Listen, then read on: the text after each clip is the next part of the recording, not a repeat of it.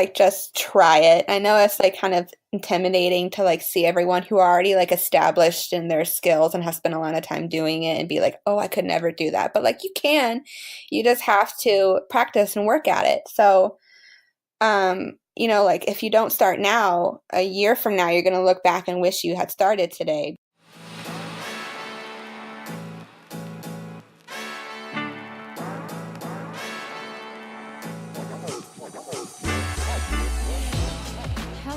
Friends, and welcome back to the Art Journey Podcast, the podcast where we explore other artists' journeys and popular topics in art to help you on your own journey. My name is Alex, and welcome back. So, I should really stop telling you guys I'm going to do something, because it seems to be that when I say that, I jinx it, and then I don't do it.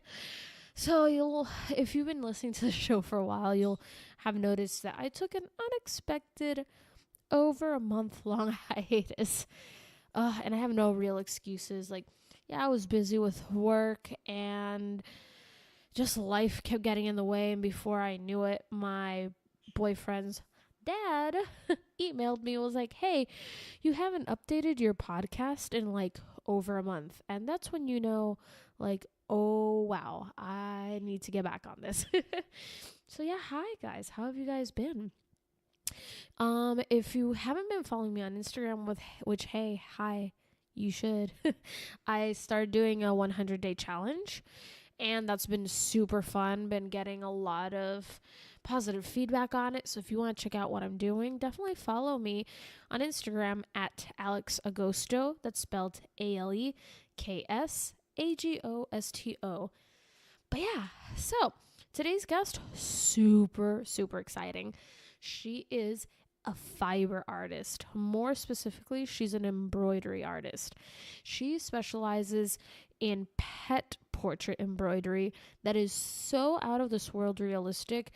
Like, if you haven't seen it, you're in for a treat because it'll blow your mind. I've been following her since 2014, and you might know her online as StitchingSabbatical, but her name is Michelle Staub. Michelle, I really hope I pronounced your name right. But yeah, she's an amazing person with such an interesting art journey, and you're in for a real treat listening to her. So I'm going to stop with my super long traditional intros and let you listen to Michelle. So if everyone could please give a big warm welcome to Michelle, aka Stitching Sabbatical. How are you doing today? I'm good. How are you doing? I'm good. Like I was telling you before the interview, I've been super pumped because I've been following your work, I think, since you started posting regularly on Instagram, which is Oh my crazy. God, that was so long ago now. I know, it doesn't feel like it, but whenever you do like your throwback posts of like your early embroideries, I'm like, oh, I remember that. And Oh then you my say the gosh. year, I'm like, oh my God. Yeah, so you're like an OG follower. Yes, I've been around for a while. And so for people out there who are not familiar with your work, who are you and what do you do? My business name is Stitching Sabbatical, and I create custom hand embroidered pet portraits. And they're amazingly detailed and lifelike. Thank you. They always blow my mind when they come across my feed, and you've gotten like, it's amazing to see your progress from back when you started to now. Like, it's Yeah. crazy. Yeah. But I'm getting ahead of myself. Let's start back with a question I always start everyone off of, and it's, were you always into art when you were little and growing up, like be it like drawing and painting or even like crafting, like sewing, stuff like that? Oh, definitely. All of those things. I've always been into arts and crafts. My mom is really creative. She graduated with, I think, a graphic design degree. Wow. And my dad's a maker. Like, he's always making something. He's an engineer. Mm. So like we've always like been in his workshop, like making stuff. And I took pottery lessons when I was little. That was like a really good That's so outlet. fun. Yeah, and my sister and I did a lot of paper crafts. There's like some little like doll paper thing in Mm-hmm. like the early 2000s where it kind of looked like a Oh, little I gingerbread remember. man. Yeah, and you like punch the pieces out and put it together. We did those all the time. And we would sew clothes out of socks and old t-shirts for our Barbies and our toys. So I've always like been around arts and crafts and doing stuff like that and drawing and painting and like literally anything. So I feel like art was the only thing I was really good at. So I just kind of took it and ran with it, and now it's just part of my identity. Yeah, I can completely relate to that. I was a heavy arts and crafts kid. Yeah. Like anything where I could kind of make something and end up with like a finished product, like that was my Hmm. jam. And I guess when was it that you kind of decided, you know what, I can really put all this creative energy into something to make a living out of? I don't think I ever like considered it not like in a serious kind of way, I guess. Oh, wow. Like I always knew I wanted to end up in some job related to art, what like just like directly art related or just a job where I Mhm. was able to express myself. Like in high school, I was really into graphic design and photography, but then when I was in college, I was thinking for a while about being a elementary art school teacher because like Oh. my art school teacher in elementary, like we were like in a very small school. And so Mhm. like resources weren't great. So it was like very sparse and we didn't really, it wasn't like too Yeah. involved. So I was like, oh, like I'm gonna change that for like, help other kids. But now that's not really my jam. Yeah, I know. I feel like a lot of people when they first look into like, you know what, I like doing this thing, let me teach it in Yeah. school. But when you realize just how involved being Yeah. a teacher is, it's like maybe this Maybe isn't for me. someone else might be better at that.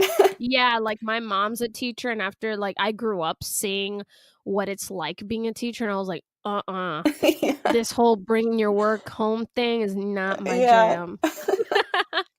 And so it sounds like did you do like a creative major in college? Yeah, I went to Ohio University and I studied fine arts. So I took like everything from like ceramics to oil painting and like figure drawing. I think I took like a collage class and I did like Wow. photography and like just like anything they had, I would take it. Yeah, sounds really fun. It was really good.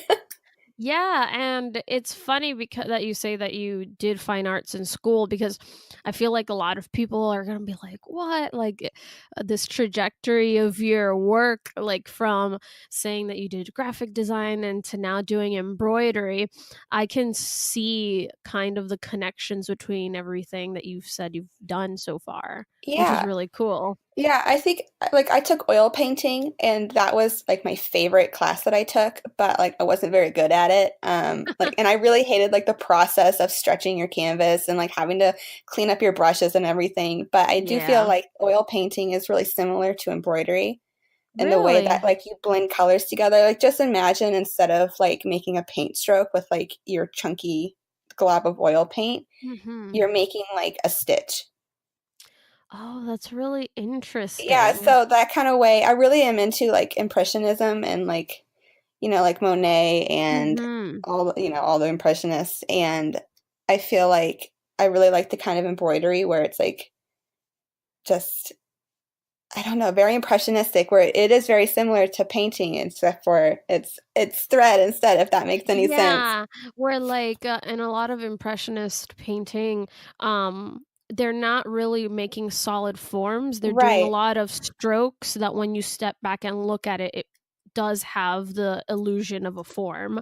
And right. that does make sense because in embroidery you can't actually blend your thread, so you Yeah. kind of have to work with the illusion of, combining a lot of stitches to create that illusion. Yeah, like I was doing this one dog. I think it was like a little dachshund, and she had like a orangey brown fur, like very Mhm. coppery. And I didn't have that color, but I realized if you used a lot of coral undertones, it Yeah. gave it like a really bright warmth. And it was cool to like, because it looked weird when you were stitching it, and then like you Mhm. blend it all together with like tiny stitches of thread, and you step back and you're like, oh my God, this looks cool.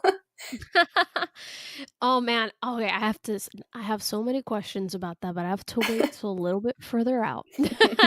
So, then you went to school for fine arts. Out of school, what did you do? Um, well, so I have a funny, not really funny, but I didn't finish school. Like I went for 4 years, Mm-hmm. but like got all the resources and knowledge and stuff, but I couldn't graduate because like my mental health was just so bad. I guess Yeah. like I had undiagnosed ADD, which led to like really bad anxiety and depression, and like I just Mm-hmm. couldn't finish.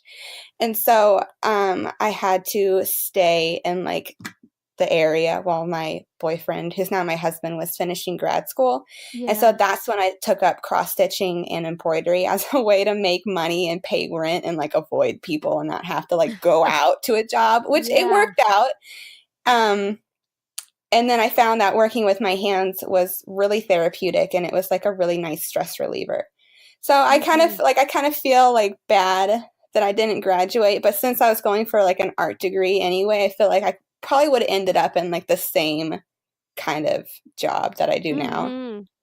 And I think it's important to have these conversations. There's so many students out there who, especially, it's a notorious in creatives, students who Yeah. are stressed out of their minds in these art schools, and they feel like that's part of the normal struggle, and they kind of have to push through it to finish their degrees. But I think it is important to realize that if school is becoming such a big stressor in your life and impacting your mental health, like, Mhm. there are other options. You don't, like, especially for a lot of art degrees, you don't have to finish your degree in order to work in the field. Or Right. if you do want to finish, you don't have to do it as intensively as everyone else. Yeah. And I feel like with art too, it's something not like, oh, like what are your qualifications? It's kind of like Yeah. show me what you can do. Exactly. Like, as long as you have the portfolio to back up your skills, Mhm. I don't think anyone is going to scoff at the fact that you don't have a degree, because Right. art really is more about what you know through experience instead of what you know through a classroom. Yeah. Okay, well, that's really nice to hear that, even though you did leave school, it wasn't for you, you still found your own path. Yeah. Yeah. Yeah, and so I've been following you since, like, I'd say around the earliest memory I have of your embroidery was your first version of Pearl. Oh my God, that was so long ago. I know. That's why whenever you do those throwbacks, I'm like, I can't believe I've even been on Instagram that That long. was my first pet portrait. Oh my god, really? I guess my first detailed one. I did some outlined ones before Yeah, that. I remember those. Actually, I need to show you this later, but I did an outline pet portrait Oh, inspired by the ones you did of uh-huh. one of my childhood dogs. That sounds so cute. Yeah, and I remember you used to do like the flower crowns and stuff on the Yeah. I man, love that's doing the flower crowns, but people don't really order them anymore. So I know. sometimes they do, and I'll like jump on the chance. I'm like, I'm so excited, like I get to do one again. Yeah, it's just so funny because flower crowns were such a, like, 2014, I 2015 know. thing. But yeah, no, I've been super inspired by your work. I picked up embroidery for a while because of artists like you. I couldn't keep it up, unfortunately, because, like, my eyesight just, I Oh yeah. cannot deal with the needles and stuff, and so I kind of had to drop it. But so, when you first started embroidering, did you pretty much teach yourself from scratch, or did you know already? Like, did somebody else teach you? So I knew how to like hand sew because that's the only kind of sewing I can do. Like I have no idea how to use a sewing machine. Like I was doing Same. home ec in high school and I'm like, can you help me? Like always had to have the teacher do it. Like I can't figure it out. It's too like technical. So I started cross stitching and I just was like, oh, okay, you just get this fabric, make little X's, whatever. So I did Mhm. some Animal Crossing cross stitch ones, and I'm like, I can't. This is too tedious. Like I would sit there and work all day, but then like it's so exhausting. Like I'm confined to these tiny little squares. And Mhm. so I'm like, oh, well, I know about hand sewing and embroidery, so I'm going to try that instead. And I basically just taught myself. There was a couple websites, like the Needle and Thread website, that had a lot of stitch guides. But Mhm. back in 2014, there like embroidery wasn't really big like it is now. I know like there was maybe like a couple people that I found on Instagram that I was It like, was oh, really hard. yeah, and there wasn't a lot of resources, and all like the videos on YouTube were like really old and like Mm-hmm. bad lighting and like not in English, which is fine because you're just following what they're doing, like with their Yeah. hands. But I'm like, I need to figure this out. So I basically just taught myself. So I'm a little jealous now of the people who are just starting where they can have like all of these resources and like just go on Instagram and immediately find like 20 people to get inspiration from. I And I'm like know. sitting here for 4 years, like practicing every day and tediously stitching to like get it. But I'm glad that they have those resources now because it's really hard when you're starting out and there's not a lot of like modern stuff out there.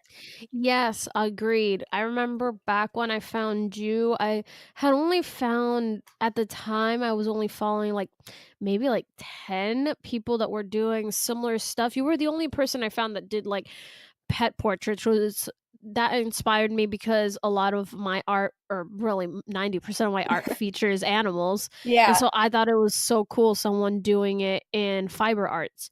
But everyone else was doing a lot of like, like words and flowers and stuff. But I just thought it was so cool. And I remember when I was trying to learn too, I encountered the same thing you did. Like, it was a whole bunch of like, it was like literally grandmas Yeah, I on know YouTube it was. filming from like, I want to say camcorders. Yeah. And I was like, oh my God. I remember being so jealous of how you could stitch roses. Oh, that That took was me the forever to the figure out. no, I did not stick it out long enough. I could not figure it out even after you had posted like a tutorial on Instagram, which I was like, "Well, thank God for Instagram now." Yeah. But I couldn't, it was so hard. Oh my God. Completely feel your struggle. And so I know that you said you started doing that because, you left school and you kind of wanted to turn this into something that you could live off of. So, kind of, can you take us through the process of like when you started your business and kind of how you approached it? I started my business in June of 2014. When I first started out, I think I got lucky because I had a pretty popular Animal Crossing Tumblr. Oh, And that was only popular because I had a really popular Neopets Tumblr. So thanks oh my Neopets for God. all of this. I was still playing that in like 2010. So That's amazing. represent give credit where it's due. I And know, right?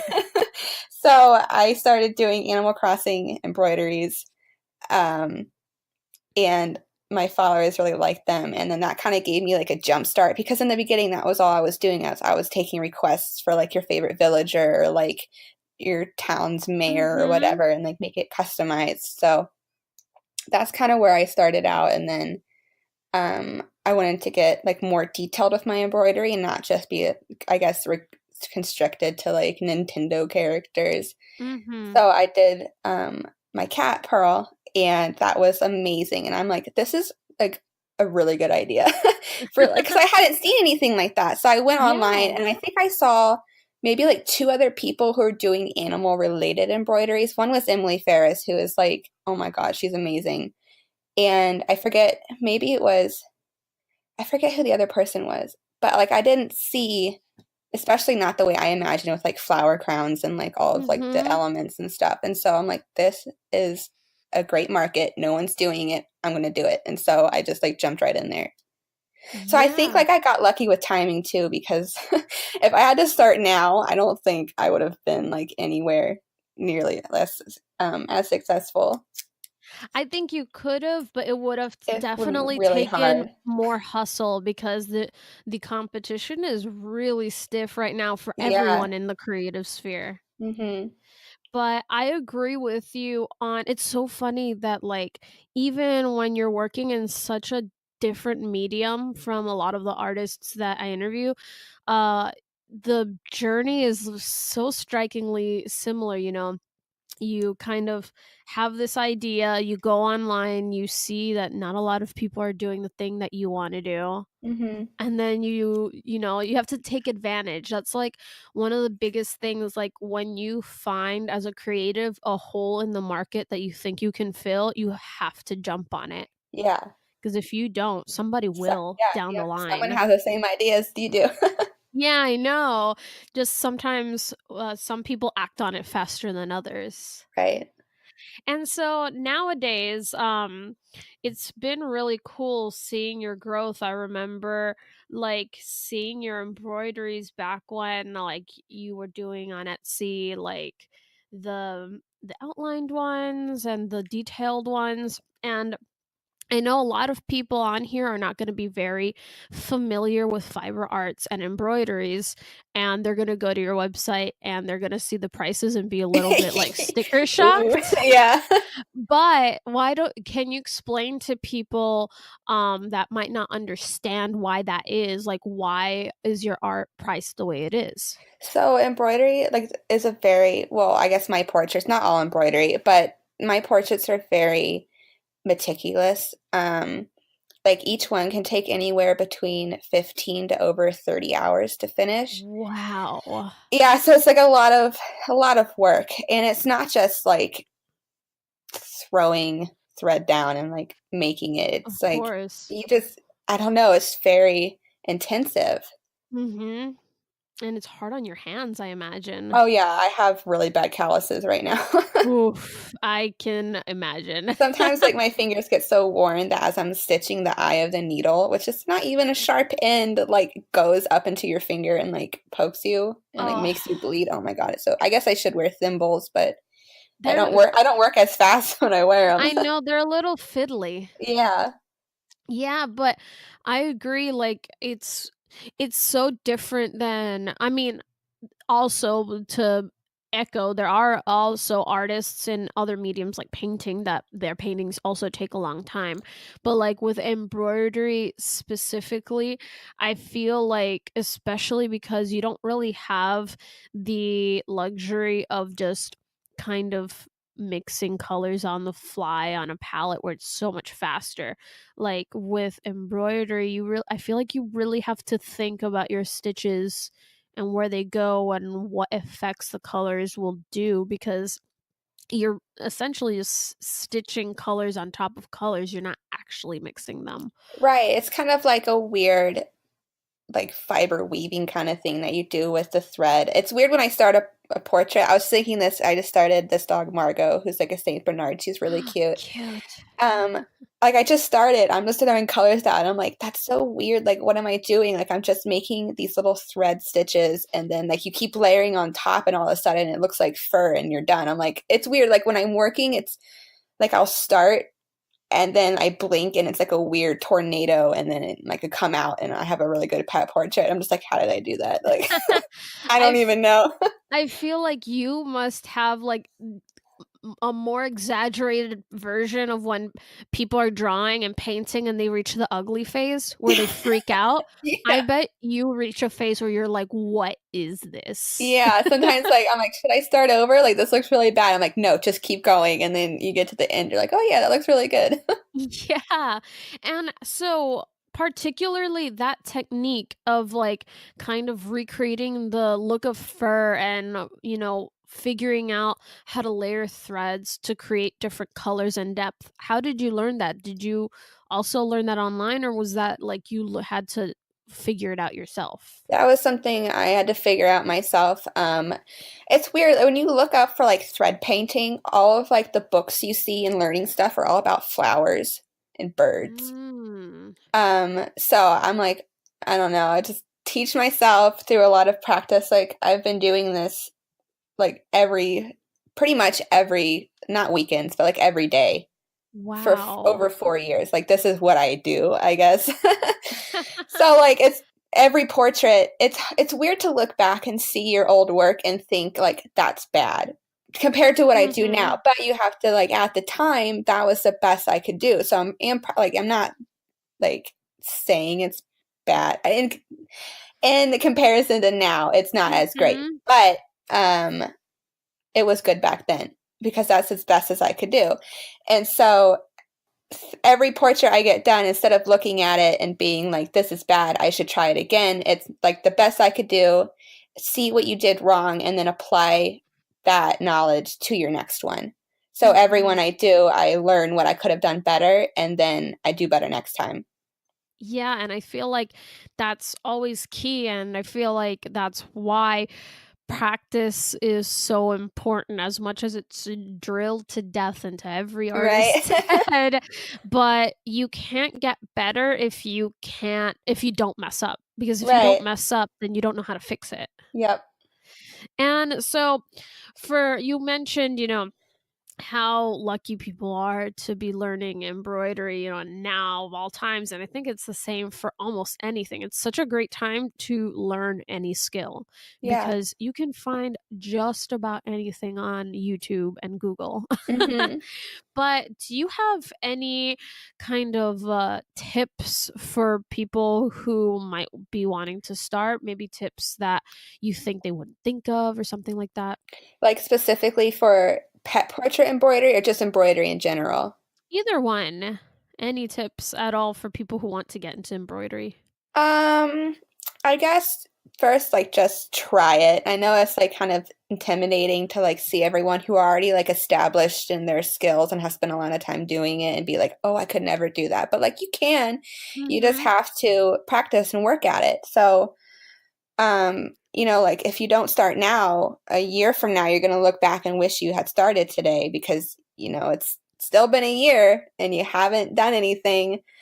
So Mhm. it's good because embroidery does have a lot of like the supplies aren't that expensive. It's like, I mean, it's not in the US. I'm not sure about prices in other countries. I know like hoops and stuff are expensive Mhm. some places, but generally it's not too expensive. And if you make a mistake, you can either just stitch over it or rip it out. It's not like your whole project is ruined. Um, One thing that's really important, like I talked about earlier, is don't compare your work to others because we're all at different stages in our journey and we're Mhm. all learning at different rates. Um, and most importantly, I guess my biggest tip is to not sell yourself short. And if you start selling your work, make sure you price it appropriately because it sucks now because since embroidery is becoming more mainstream, Mhm. places like I think like Michael's and Joann's and Even Target. Target. Yeah, I saw them Yeah. at Target are selling like these really crappy hoops for I like know. $5. So people are going to see that and be like, "Well, this person's on Etsy selling this for 25." But Oh my like god. you got to understand that those people who buy the pre-made stuff, they're just not your customers. Mhm. Because they're not people who are Totally. going to appreciate handmade art. And I guess flowing from that topic, how do you determine the pricing of your pieces, or how have you kind of approached it? Gosh, pricing has been such a journey. I know, I When I imagine. first started out, I was selling the detailed ones for like $50, and now they're like way more than that. Yeah. When I was first starting, I priced them really low because that's where my skill level was at, and I felt Mhm. like that was like an appropriate price for like I guess my level. Yeah. As I was spending more time on them and they got better, I would raise my prices.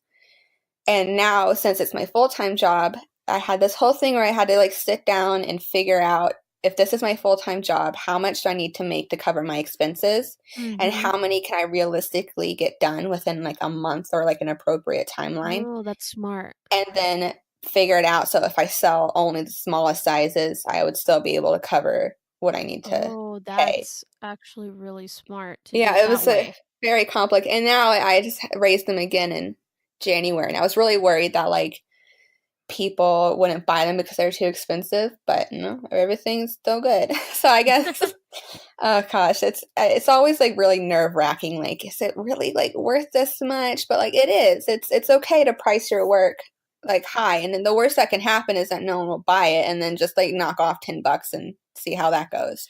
Exactly. That was something that you like took the words out of my mouth. Like, never be afraid to continue upcharging your work over time. If demand is growing Hmm. for your work and you feel like you can't keep up, just keep putting the prices up. There will be a point. Usually comes a point where like you hit this peak where if you continue raising, your sales go down. Hmm. But that's like a good indicator of like, okay, I need to kind of chill for a bit, maybe knock it back down a little bit, and then you kind of keep playing this game of experimenting, because unfortunately there's really no science to pricing in art. Yeah, it's like a very like personal, not like personal, I shouldn't share it, but like personal, like very to you and your lifestyle about like what you should price your work at. Like so many factors around like determine what your prices should be. Yeah, because a few things to get you started on pricing is you think about the people you want to sell to. Hmm. Because, for example, let's pretend you want to sell to college students. Well, college students don't have the same budget as someone who's like retired or someone who's at the peak of their career. And so those are other factors that I feel like people don't think about either. Your Right. prices need to go with the people you want to sell to. Yeah. And like you said, you can't put too much mind to the people who are like, "Oh, your work is too expensive," because clearly those are not the people that are for you anyways. Right. Sometimes I think about like, should I like make my Instagram more hip and put like some memes up and like target the younger audience and stuff? I'm like, they're not gonna buy my work. Like, don't bother. Like, Mhm. they're not your audience. Exactly, and it's funny that you say that because, marketing also plays a huge role into it. You need to make sure you're attracting the right people who will pay for the Yeah. work. Because, like you said, if you had an Instagram full of like funny memes and stuff mixed in with your work, like you're gonna attract that younger audience, and they're gonna look at your work and be like, "What the heck? Like, I'm not paying this." It's like, Yeah. well, of course, this isn't for you. Yeah. And so then your Instagram, how did you grow that? Because from my side, and correct me if I'm wrong, but it seems like Instagram is one of your biggest platforms for like promoting your work. I think Instagram is like the biggest one that I use. But like Facebook, my Facebook page is just like run off from Instagram. Mhm. And then like that's really all like I don't use Twitter or anything. I don't even know how that works. I don't know either. It's so confusing. And then I think feel like Pinterest is kind of like a dying platform for stuff. People don't Mm. really go there to like look to buy things. I feel like they usually go there to get like recipes and Mhm. ideas for things. So Yeah. mostly for Instagram, I know like I feel like recently my account's gotten a lot more traction, Mhm. which is probably because like my work's gotten better and I've been like sharing more of my process and like posting videos and stuff like that. Um, but mostly it's just been, I think, building a community and interacting in the embroidery community and like the communities of my target audience and people I'd want to Mhm. sell to. That's important. And finding like the right hashtags to use because if you're not using the right hashtags and like interacting with people, no one's going to see what you're posting.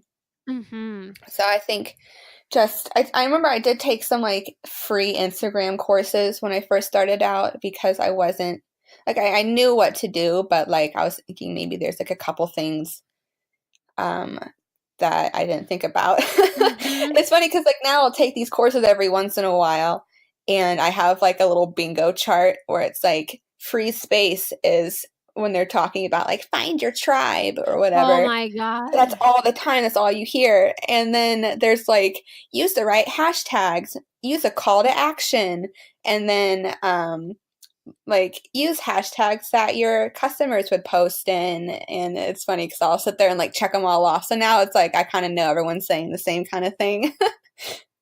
But it is helpful if you're just starting. Yeah.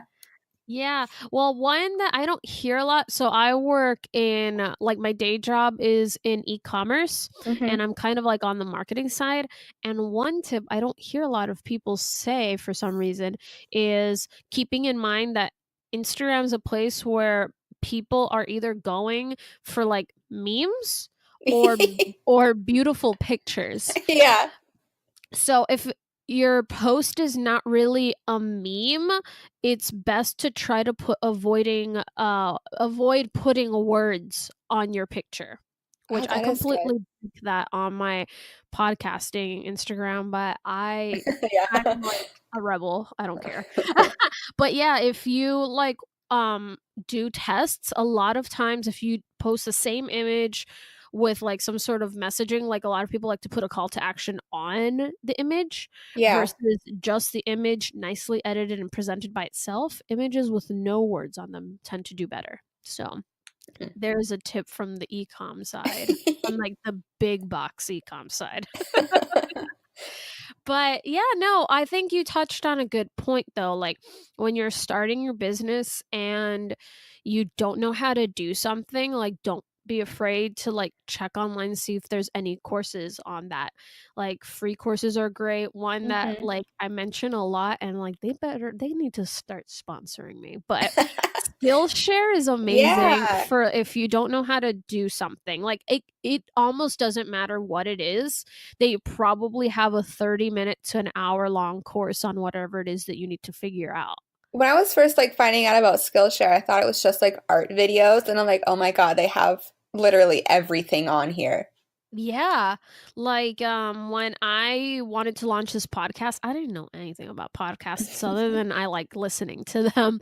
And I found a course that like had everything from like what mics to look into to like editing and marketing tips, and it's like you can find anything you need to learn how to do on Skillshare. But even if you don't want to pay for Skillshare, odds are is somebody did something very similar on YouTube already. Oh, that's true. Yeah, you can find a tutorial for anything on YouTube.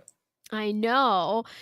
And so I guess let's move on. This is like one question I don't touch upon a lot, but I know that a lot of people really want to know because not many people talk about it.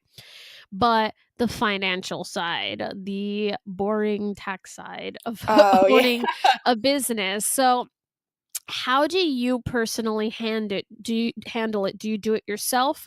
Do you hire outside? I know that taxes in like a independently contractor way scare people. So hmm it's always nice to hear how other people do it. So I definitely do not do my taxes myself. I get help. Actually, one of the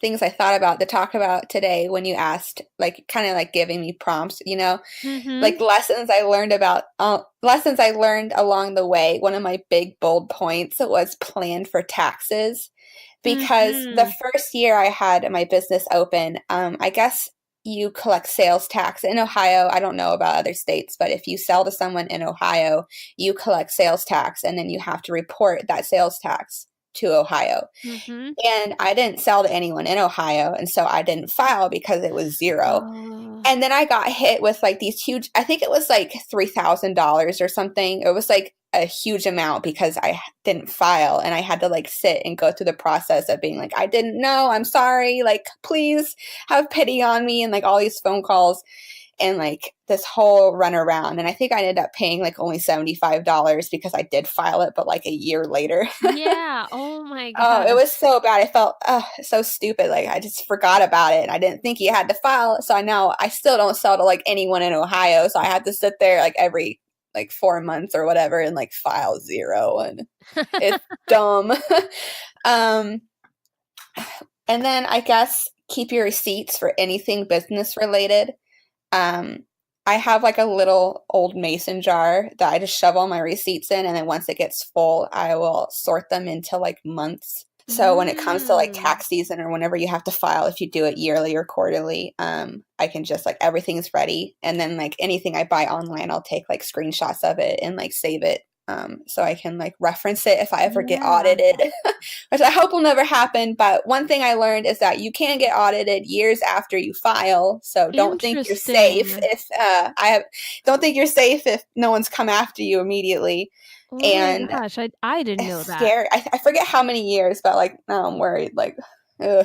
Also, for tax deductions, like don't do anything. I know like some people, they're like, I got my nails done, and you can see my nails in my business post because I post about Mm, jewelry, so that's a yeah. tax deduction. But like, I don't think it is unless like you're doing like specifically like nail or beauty related stuff. So like, Yeah. don't quote me on that, but like anything frivolous, like I know like I was following some um multi-level marketing stuff like LuLaRoe, like just, kind of Yeah. to laugh at, I guess. And they were like, people were getting audited because they were doing tax deductions on like hair and nails and clothes and like Oh my gosh. business dinners where like they just go out with friends, but like we sold LuLaRoe there. So be really careful with that. And if you're doing your own taxes, don't like go too crazy. I would definitely have someone's second opinion.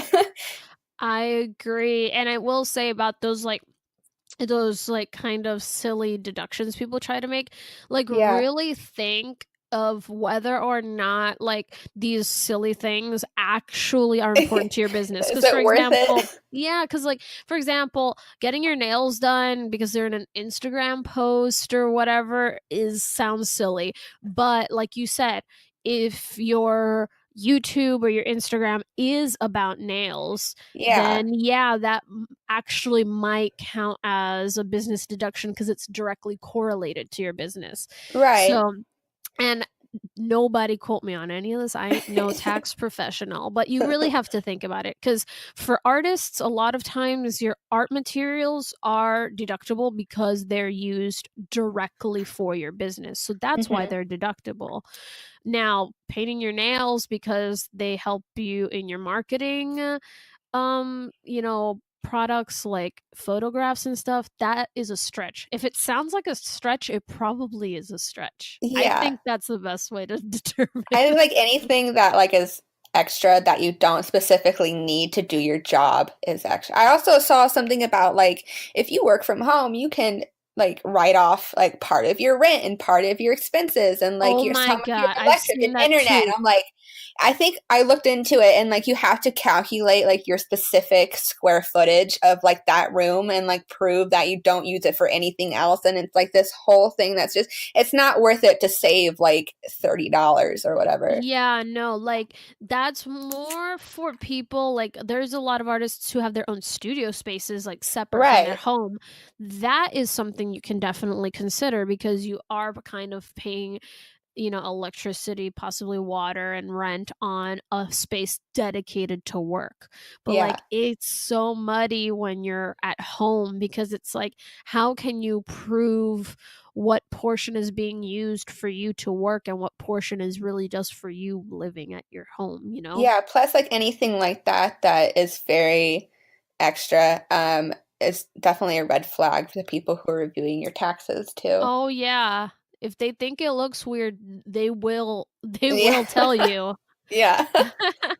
Oh my god, that's really helpful. I know that that's a lot. That's a topic that not a lot of people talk about because, we're still in a time where talking about this side of your life is kind of taboo. But I think, Mhm. it's 2019. We need to Yeah. get over it and like start sharing information and helping people because some people get in trouble out there not Yeah. knowing that what they're doing is not right.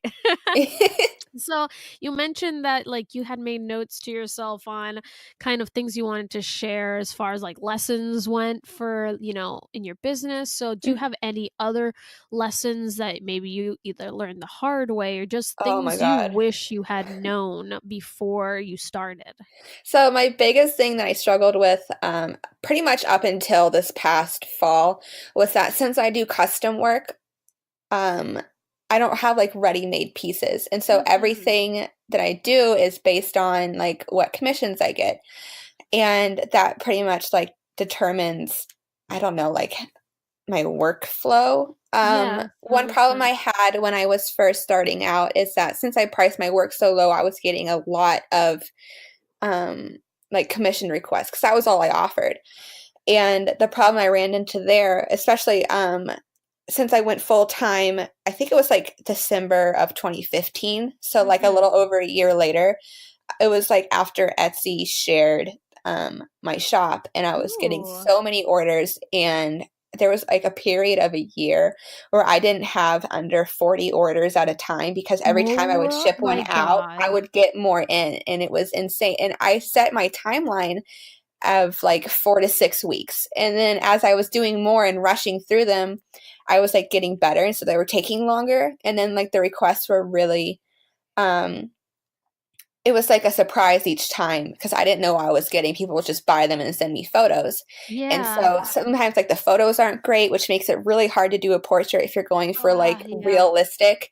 So like that was, oh my God, it was so stressful. I was like a whole like year I like wasn't going out with my friends and like I wasn't hanging out with anybody and I was just like in my apartment like on my little like crummy futon working for hours all day and it was so bad. So it took me like 4 years to get to the point where I realized that I need to limit myself with my commissions and Mhm. make sure that like the deadline of when they're going to be done is realistic because I felt really bad because I would have like 4 to 6 weeks and then it'd be like 2.5 months and I'm like just now starting it and I'm like I'm so behind and I can't stop but like I need the money because I need to pay rent. So Yeah. like raise your prices if you're getting too many and don't be afraid to say no to work coming in. So what I had to do was I last year I started only taking a handful of commissions at a time and that was because I could just like put and now I have my own website. I don't sell through Etsy anymore. Mhm. But like I would just put like one or two of each style in stock and then sell those out. And then that was good. But then what I realized is sometimes um people don't have the best photos and so it'd be really hard to make a realistic detailed pet portrait and have it look as good as I want when I have like a Mhm. really tiny photo. Oh, that's the That's like, worst. yeah, like an old Polaroid. And I understand that some people can't get good photos if their pet has passed or it's like a Mhm. friend's pet, but like, I don't want it to look bad and have you spend that much and not have it turn out as good as it could. And so, like, I hate to Mhm. say no, but like, I just don't want to disappoint you because it's not going to look good. So, what I Mhm. have now is I have a wait list where I kind of have like a pre screening process where people submit the photos they want to use Mhm. and they give me what they want and then I review it and I get back to them saying that like I need more photos that are like more higher quality.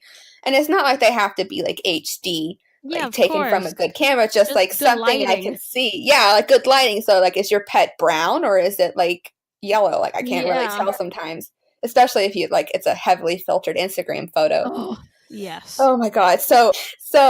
Now I pre-screen and ask for more photos if I need them, or if they have good photos and they go on the wait list. And now when I have time, I can take their order, which is really good because I end up working faster when I get to choose what order I do my work in. Because before, Mhm. sometimes I would get like, I think one time I got like three curly haired dogs and then like a tabby cat and curly Oh, hair and tabby fur are like the things that take me the longest. And so those yeah. ones took forever. But now I can choose like I'm going to do two black dogs and then I'm going to do this poodle and then I'm going to do like a white cat and like kind of Mhm. break it up so I can streamline it more. Oh, that's actually really smart. I haven't heard of people doing custom work that way, and I think that's such a good process. It's kind of similar to, I guess, like tattoo shops where, like, if Mm, something doesn't fit true. with your vibe or like your stuff, like, it's okay to say no. Like, you don't have to take everybody's order. That's true. I think that's a really, really good tip that you don't hear a lot too. Like just because you do custom work and you have a listing up and and somebody wants to do it, if Yeah. you don't feel comfortable because the subject matter is not really something you do, or you Hmm. don't feel comfortable, like you said, like it happens to me too. People want me to paint their pets and they have like pictures that were taken basically in the dark, and I'm like, Yeah. I don't like yeah, you're gonna feel bad in the beginning, but, like, just stand your ground and just, say no because 'cause you're not obligated to do anything Right, with your and you have to business. think about how that piece will, like, Reflect upon reflect you. yeah, and you and your business if, like, it's not great and then people see that, I don't know, and then it Yeah, reflects back on you. especially because especially in this age of the internet, your biggest marketing tool is a happy customer. Yeah. And you will always want to put your best work out there because people who are happy with these products are going to be, word of mouth telling way, a lot of people about your work, in the same way that if you actually go through and put out something bad, an unhappy customer has an even bigger mouth. Right. So you gotta really weigh what you value. Those are such good lessons. And so let's turn towards the future. Do you have any goals that you have for your business or your work? Um, so this year is for me, it's like all about putting out some learning resources and like learning materials because I've been, studying this and practicing this for over Mm-hmm. 4 years. So I think I'm ready to like share and help people now. Um, like since this year is like a little more calmed down with like the custom orders, I'm able to like take time to do other things. Like I started Yeah. putting out some enamel pins. Um, Oh, I saw. They're so cute. I'm so excited. And so I want to do like classes where people can Mm. like come in and like learn how to stitch and do embroidery and like do their own pet or maybe just like a generic pet if they don't have any. Yeah. That would be cool. And then I want to do kits Ooh. and patterns and stuff that people could get and learn. Yeah. Because I want people like I've been on the stitching sabbatical for a while now, so I'm ready for like other people to come and like start their own. Yeah. And then I really want to like have a book because like I mentioned earlier, a lot of the embroidery, thread painting or needle painting resources in books is very not outdated because the technique's the same, but it's Yeah. still like flowers and like small rodents. Yeah, like it doesn't really resonate with people today. Right, so I want to make one that is specifically for pets and fur. Oh my god, So that would be so I cool. have the whole thing planned. I just have to like get started and find a publisher, which is like the hardest part. But Oh my I've been god. putting feelers out there, so everybody give me good Yeah, vibes definitely. because that would be And so cool. I think it'll go well no matter if it happens quickly or not, because I feel like that's a hole in the market that has not, as far as I've seen, I have not seen anything like that, because I remember when I was searching for something like that, I couldn't find anything. Yeah, So whenever there's a hole in the market, usually that's a pretty good sign that like it'll go well. yeah, I hope so. And apart from goals, is there anything exciting on the horizon that you already have planned?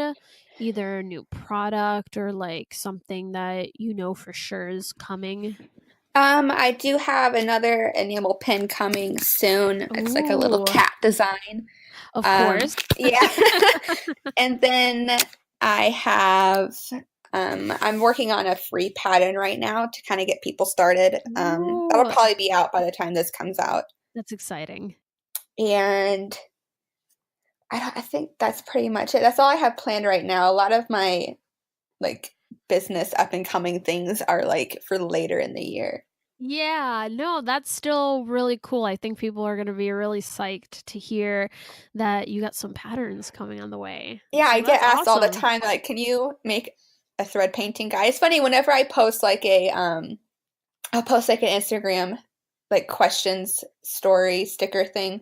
Like, Mhm. what tutorials do you want me to make? And everyone's like, do thread painting. And I'm like, I cannot do a thread painting tutorial for 1 minute on Instagram. Like, Oh this is my like an god. entire thing. I Like, know. how to make animal eyes. And I'm like, I can't do it in a minute.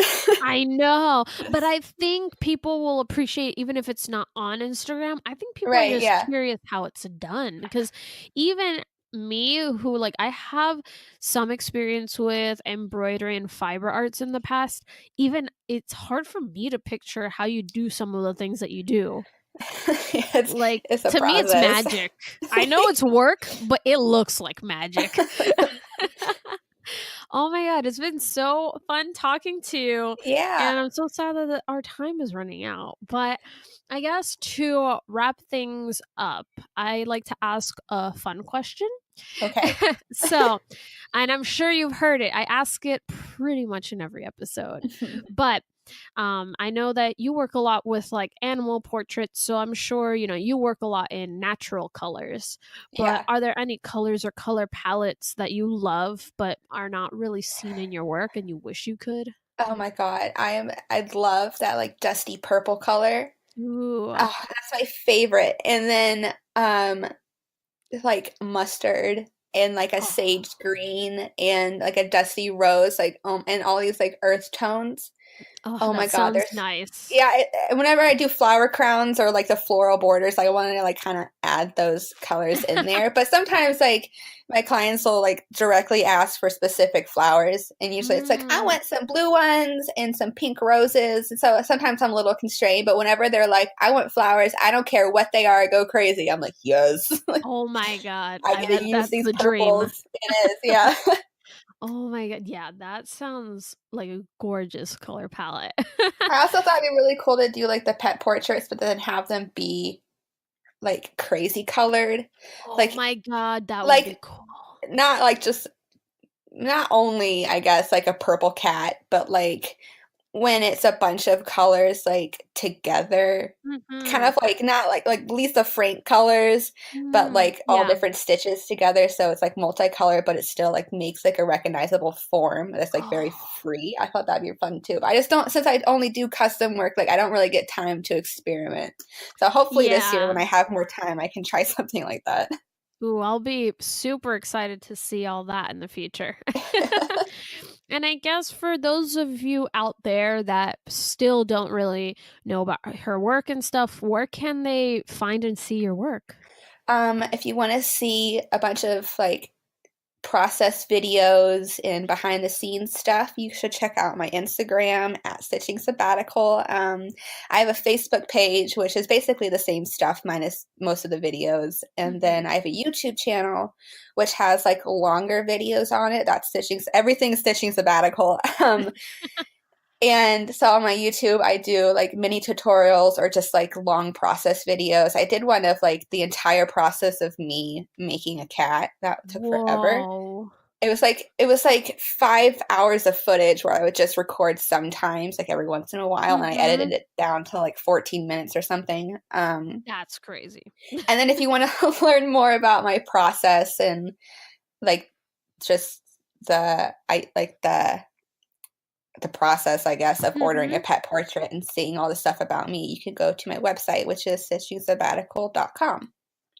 Awesome. And then for those of you out there who want clickable links, as always, those will be here in the show notes on the app you're using or over at the website. But, anyways, Michelle, thank you so much for giving us your time. It's been so interesting. You're the first fiber artist I've had on the show. And it's Oh gosh. yeah, so it's always cool to, talk to someone whose art is so vastly different from what a lot of us here do. So thank you so much for sharing some of your secrets and your process and Yeah, your thanks for journey. having me. Oh my god, this was one of those artists. I know I say this every time, but I was so freaking stoked to interview her because I've been following her for what, like 5 years? 15, 16, 17, 18, 19. Yeah, 5 years. Holy crap. So I just was so excited to pick her brain, see like what her journey was like, and just how she's developed her art and everything. It was so interesting to finally be able to talk to her one on one. But before you leave, why don't we, sit down and recap what we can take away from our conversation with Michelle today? So, number one, and this one I thought was super important, make sure to listen to your mental health. If your mental health is saying that doing something doesn't feel right, it's being very damaging, just stop. Don't continue pushing yourself in the name of pushing your art forward or for anything for that matter. You know, we have this misconception that in order to be a good artist, you have to go through pain and suffering. And we've talked about this in previous episodes. And that's just not true, guys. Like, please listen to what your body and your mind is telling you. Michelle, she stopped going to school and she took a different route for her art in order to be successful because she did it in the sake of her mental health. And, definitely listen to that and you'll be so much happier. Number two, if you want to do something, there's no better time to start than today. Don't be intimidated by these well-established artists, because if you don't start today, you'll never be as good as them. And if you don't start today, a year from now, you're really, really going to regret it. And number 3, a really important one, is don't be afraid to price your work high. Price your work according to your skill level. And if your skill level merits high pay, then you owe it to yourself and to other artists around you to pay yourself fairly, because your prices, believe it or not, influence the market. And you also want to respect yourself and pay yourself what you deserve.